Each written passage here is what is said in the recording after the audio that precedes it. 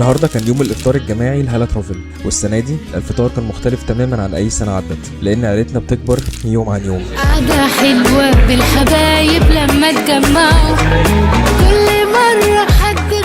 ومش بس كده، كمان ده كان اول فطار لينا في فرعنا التاني. كلنا اتجمعنا واشتغلنا من المقر الجديد في اليوم ده لغايه ما جه الميتنج بتاع كل شهر علشان نقدر نكرم افضل موظفين على مدار الشهر كله. كلنا اجتمعنا بقى للفرح معانا.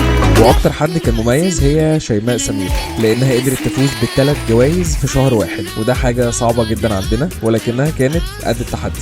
وبعد كده عملنا القرعه بتاعه دوره هالة ترافل الرمضانيه، وواضح ان كل الناس كانت مبسوطه بالفرقه بتاعتها. وبعد كده فطرنا مع بعض ورحنا صلينا التراويح.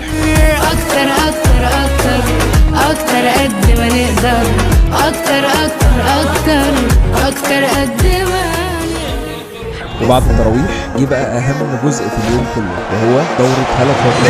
الباحثين عن اللذة هذه ليلة الملذات، للحارسين على المتعة هذه ليلة الانبساط. إذا تنطلق المباراة على الكلاسيكو رقم 61. السفر بتسبالي جاية مكتوبالي لسه بتشلالي لسه ناوي والحكاية ما انتهتش.